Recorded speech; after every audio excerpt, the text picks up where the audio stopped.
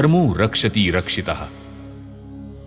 एक विचार हमारे मन में यह भी आया कि अपने इस पावन कार्य पर जो बाधा आई वो सत्ता की ओर से आई, और सत्ता राजनीति के द्वारा प्राप्त होती है। अतएव राजनीतिक शक्ति की उपासना करके सत्ता प्राप्त करते हुए कार्य के लिए बाधा रहित अवस्था उत्पन्न करनी चाहिए। मन में इस प्रकार का विचार होने के कारण इस समस्या को लेकर अंतःकरण की प्रवृत्तियां बनाने का प्रयत्न हुआ। फलस्वरूप हरेक के मस्तिष्क पर राजनीति चढ़कर बैठ गई। मैं उसके संबंध में कुछ भला बुरा नहीं कहता, क्योंकि मैं उसे जानता नहीं। अपने दूसरे कार्यकर्ता जो उस अखाड़े में खेले हैं उसके बारे में कहें। जिन्हें राजनीति करनी है वे करें, किंतु उसके अतिरिक्त कुछ कार्य नहीं है, यह कहना उनके अधिकार क्षेत्र के बाहर की बात है। राजनीति जीवन का अल्पतम अंग है, जीवन को व्याप्त करने वाला साधन नहीं।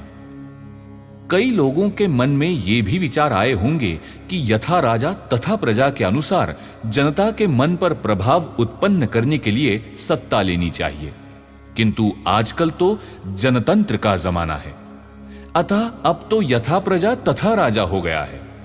प्रजा दुर्बल है तो राजा भी दुर्बल होगा।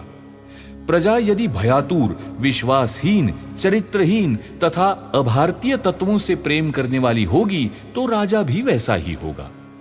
अतः सत्य तो यह है कि प्रजा के अधिष्ठान पर राजा का निर्माण है, न कि राजा की सत्ता के आधार पर प्रजा के मार्गदर्शन का विचार।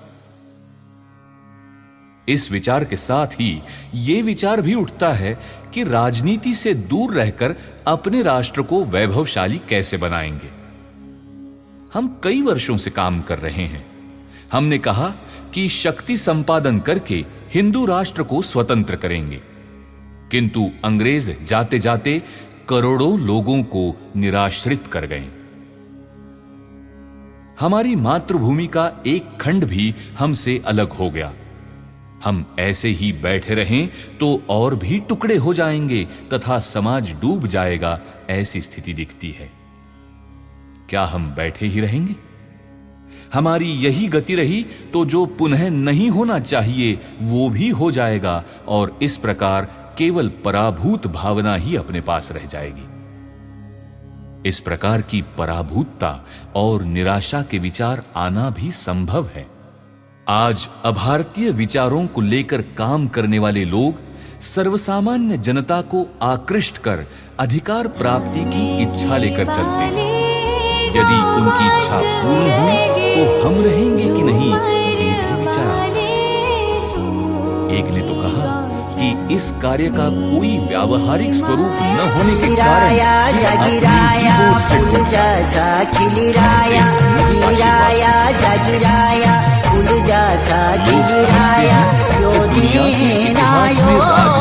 कार्य ही चिरंजीव हुए हैं, जबकि ये सत्य नहीं। मानधाता जैसे महत्व नष्ट हो गए। ज्ञानेश्वरी ने कहा है कि पुराण भी केवल मरे हुओं की कहानियां मात्र ही है।